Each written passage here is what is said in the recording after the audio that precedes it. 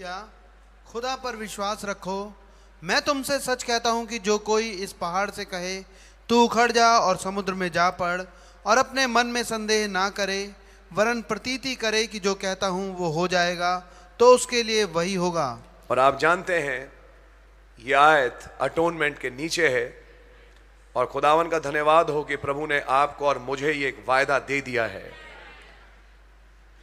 कब इस्तेमाल होगा, कैसे होगा, ये तो खैर वक्त बताएगा, लेकिन खुदावन का धन्यवाद हो कि वो वक्त भी बहुत दूर नहीं जबकि ये वायदा हमारे जीवनों में पूरा होगा। प्रभु के नाम की तारीफ हो। लेकिन हम फिर अगली आयत पढ़ेंगे 24वीं। इसलिए मैं तुमसे कहता हूँ कि जो कुछ तुम प्रार्थना करके मांगो तो प्रतीति कर लो कि तुम्हें मिल गया। ये एक ऐसी आयत है जो कि एक ब्लैंक स्क्रिप्चर है। जो कुछ तुम चाहो, यानी जब दुआ करने आओ तो इस संदेह के साथ मत बैठना पता नहीं सुनी जाएगी, पता नहीं सुनी जाएगी, पता नहीं मेरे को खुदा से कहना भी चाहिए या नहीं कहना चाहिए। आप विश्वास करें, जो भी आप प्रार्थना में रखेंगे आपके लिए वो चीज हो जाएगी। खुदा उनका नाम मुबारक हो। 25वीं आयत।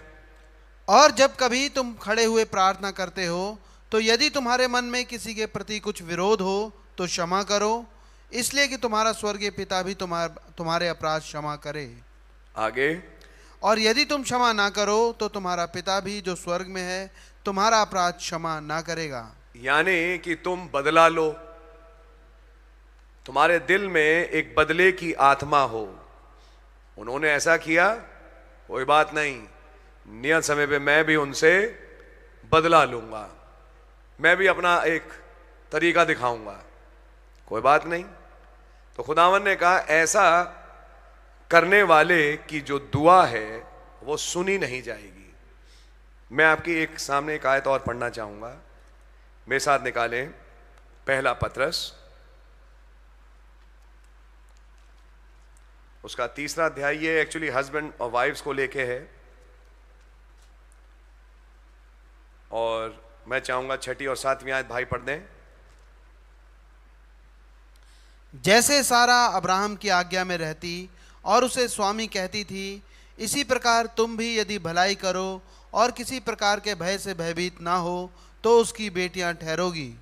आगे। वैसे ही हे पतियों, तुम भी बुद्धिमानी से पत्नियों के साथ जीवन निर्वाह करो और स्त्री को निर्बल पात्र जानकर उसका आदर करो, ये समझकर कि हम दोनों जीवन के वरदान के वारिस हैं, जिससे तुम्हारी प्रार्थनाएं रुक ना जाएं। अरे आप एक पति पत्नी का रिलेशनशिप समझा रहे हैं और ये बता रहे हैं कि तुम उसे प्यार करो, वो तुम्हें प्यार करे, तुम उसकी इज्जत करो एक निर्बल पात्र की नाई, तुम उसके साथ रहो ताकि तुम्हारी प्रार्थनाएं रुक ना जाएं। क्या कुछ पारिवारिक प्रार्थनाएं होती हैं? आमीन। वो पारिवारिक प्रार्थनाएं रुक जाती हैं अगर हस्बैंड और वाइफ के बीच में अनबन होती है। आप हैं मेरे साथ? और वाइफ अपनी पोजीशन ना समझे, हस्बैंड अपनी पोजीशन ना समझे, तो आप पाएंगे कि वो दुआएं फिर सुनी नहीं जाती। खुदावन रहम करे कि अगर आपके परिवारों में अगर किसी भी किस्म की अनबन है तो वो अनबन समाप्त हो और पति अपनी पोजीशन समझे, पत्नी अपनी पोजीशन समझे, तब दोनों मिलके जब दुआएं रखेंगे खुदावन उन दुआओं को अवश्य सुनेंगे। क्या आपकी कुछ पारिवारिक जरूरतें हैं? आमीन, हम सबकी हैं, और खुदावन उनका जवाब देते हैं। प्रभु के नाम की तारीफ हो। तो ध्यान रखें, ये मैंने एक आयत आपके सामने पढ़ी, एक आयत और भी है, वो भी निकाल लेते हैं। 1 कुरिन्थियों उसका 7वां अध्याय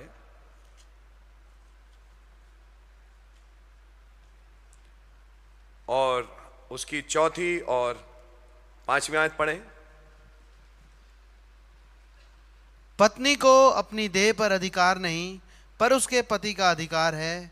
वैसे ही पति को भी अपनी देह पर अधिकार नहीं, परंतु पत्नी का है।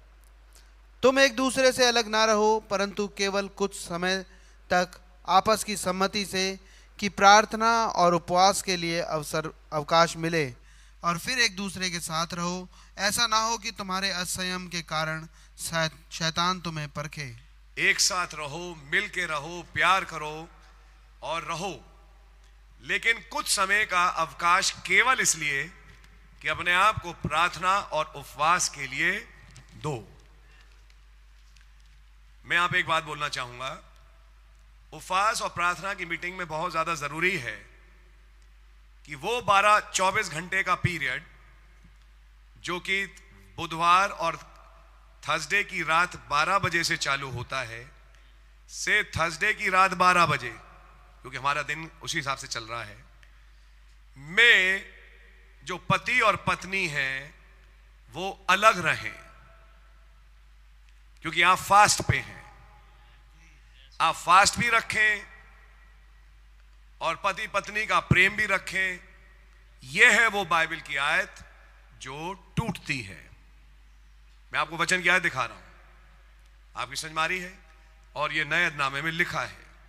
तो वो 24 घंटे का पीरियड जब आप फास्ट रख रहे हैं, जो कि एक्चुअली हमारे दिन, इजरायलियों का दिन शाम से शाम चलता था, हम रात के 12 बजे से ले रहे हैं। रात के 12 बजे से लेके अगले दिन रात के 12 बजे के बीच एक पीरियड है। वो दिन टाइम पीरियड है जब आप अपने आप को शुद्ध रखो, अलग रखो और दुआ करो और फास्ट रखो। ये तो रहा उसके लिए, ये तो मैं बात कर रहा हूं थर्सडे की। लेकिन आप अगर किसी दिन को अलग से थर्सडे के अलावा भी कोई दिन प्लान कर रहे हैं फास्ट का, तो फास्टिंग के दिन से पहले यह जरूरत है कि आपसी जो आपकी मुलाकातें हैं वो थोड़ा समय के लिए रुकें। आपकी समझ में आ रही है कि आप अपने आप को उपवास और प्रार्थना के लिए दे सको, वरना ये बाइबल की वचन की आयत टूटती है। पौलुस ने थर्सडे नहीं बोला, पौलुस ने केवल यह बोला कि जब तुम प्रार्थना करते हो और उपवास रखते हो तो अवकाश पाओ। पौलुस ने कहा थर्सडे का फास्ट, हम रख रहे हैं थर्सडे को, लेकिन अगर थर्सडे के अलावा आपका किसी दिन मन करे तो उससे पहले जरूरत इस बात की है कि अपने आप को पवित्र करो। आपको याद होगा जब खुदावन ने बनी इज़राइल से मुलाकात करने की बात करी तो क्या कहा, 3 दिन तक अपने आप को पवित्र रखो, अपने कपड़े धो, साफ रखो। ये तो खैर व्यवस्था की बात है। जब नए ड्रामे में हम आके देखें तो जब खुदावन को खोजते हैं तो उस समय अपने आप को पवित्र रखना जरूरी है। ये एक आयत थी। लेकिन उसके बाद जब आपकी प्रार्थना उपवास समाप्त हो तो फिर से आओ, मिलो और साथ में रहो। यानी हस्बैंड और वाइफ के बीच में अनबन नहीं हो। अगर आपके परिवार में अनबन है तो आपकी दुआएं, वचन को पढ़ के सुना है मैंने, रुकेंगी और आपकी दुआएं सुनी नहीं जाएंगी। ये वचन है। हस्बैंड कुछ और सोच रहा है, वाइफ कुछ और सोच रही है, बोल कुछ नहीं रहे और एक दूसरे से सही आत्मा में नहीं है, तो आप पाएंगे कि जो दुआएं भी हैं वो भी रुकेंगी। आपकी समझ में आ रही है? हम एक कलीसिया रूप में यहां बैठे हैं। कलीसिया रूप में ध्यान रखें कि अगर हम एक दूसरे के साथ प्रतिस्पर्धा की आत्मा में हैं, हम एक दूसरे से कंपीट कर रहे हैं, एक दूसरे के लिए अपने मनों में कुछ बातों को लेके बैठे हैं, तो याद रहे मीटिंग हो जाएगी, दुआ हो जाएगी, लेकिन वो असर नहीं आएगा जो आना चाहिए। पेंतेकोस्त के दिन लिखा है वे सब एक चित्त थे। क्या आप चाहेंगे कि आज शाम एक चित्त हो, एक मन हो? जब भाई आए और विषय रखें प्रार्थना का तो हम सब एक चित्त हो दुआ करने में।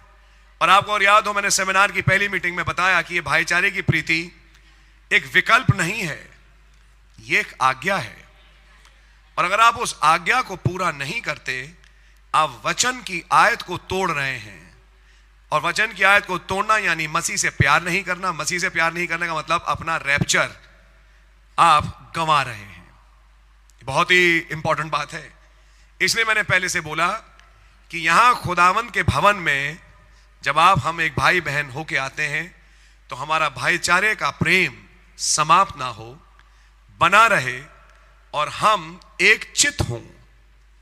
एक दूसरे के साथ प्रतिस्पर्धा की आत्मा में ना हो, कॉम्पीट ना करें एक दूसरे के साथ, और एक दूसरे से अपने बदले ना निकालें। आपकी समझ में आ रही है? याद रखना ब्रदर, प्रचार अपनी जगह है, लेकिन अगर आपने और सिस्टर इस प्रतिस्पर्धा की आत्मा को अपने अंदर रखा, आगामी दिनों में इसके भुक्त भोगी आप स्वयं होंगे, कलीसिया नहीं।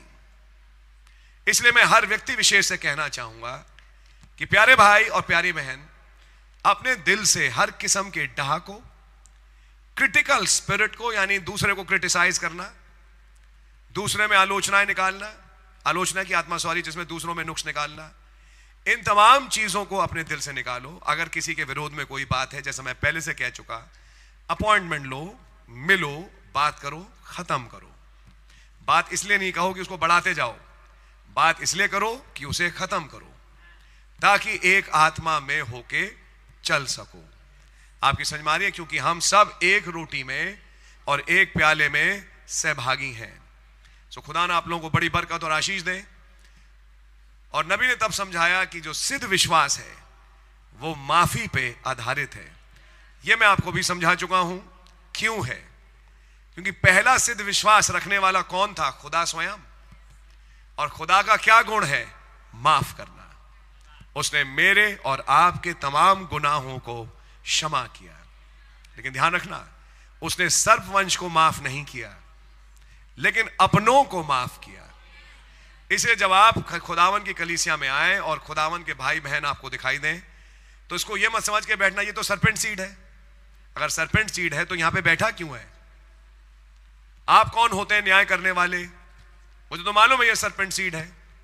भाई अगर सरपेंट सीड आपको लग भी रहा है, लेकिन वो बैठा तो मीटिंग में है अभी, और वो चर्च आ रहा है, जा रहा है या जा रही है, और वचन सुन रहे हैं, चाहे हो सकता है कि अभी आज की तारीख पे बहुत ज्यादा दिल में काम होता हुआ ना दिखाई दे, क्या पता कल वो आपसे भी बढ़िया विश्वासी हो, है या नहीं? क्या पता कल वो आपसे भी बहुत बढ़िया आगे निकल जाए।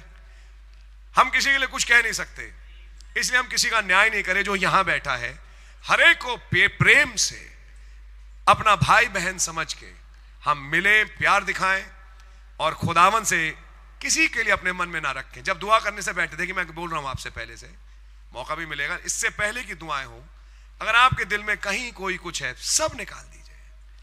किसी के लिए भी कुछ मत रखिए, अपना दिल साफ करो, प्रभु यीशु मसीह के लहू के नीचे आओ, और तब खुदावन के सामने अपनी दुआओं को रखो, और देखो खुदावन कैसी बरकतें आपको देते हैं। क्या आप लोग मेरे साथ हैं? सो खुदा का नाम मुबारक हो। और दुआ मांगेंगे इस मरकुस 11 की पूर्ति के लिए भी, कि खुदावन वो पहला हिस्सा, कि तुम जो चाहो बोलो और वो तुम्हारे लिए हो जाएगा। खुदावन वो दिन भी अब नजदीक लाए कि ये चीज हमारे जीवनों में पूरी हो। वैसे मैं आपको बोलना चाहता हूं, मुझे मेरा जन्मदिन का गिफ्ट आज शाम मिल चुका है, मुझे मिल चुका है, और मैं खुदावन का बहुत धन्यवाद देता हूं। और सबसे महान गिफ्ट तो खुदा की ही होती है। सो खुदावन के नाम की तारीफ हो। लेकिन मैं केवल आप लोगों के सामने इन बातों को इसलिए रख रहा हूं कि आप और हम एक फ्रीक्वेंसी पे आए। मैंने सेमिनार में भी रखी है बातें, आज आप भाई बहनों के सामने भी रख रहा हूं। कोई बहन दूसरी बहन के साथ कॉम्पीट ना करे, कोई भाई दूसरे भाई के साथ, परिवार के साथ कंपटीशन की आत्मा में ना आए। जब आप ये करेंगे, दुख आप भोगेंगे, परेशान आप होंगे। आपकी समझ में आ रही है? सो खुदा आप पर रहम करे और आपको बड़ी बरकत और आशीष दे, और तौफीक दें कि आप इन बातों को समझें, अपने मनों को साफ करें, प्रभु यीशु मसीह के लहू के नीचे आए। और अब मौका होगा कि अपनी दुआओं को खुदावंद के सामने आप जाके रखें। Brother Titus, God bless you.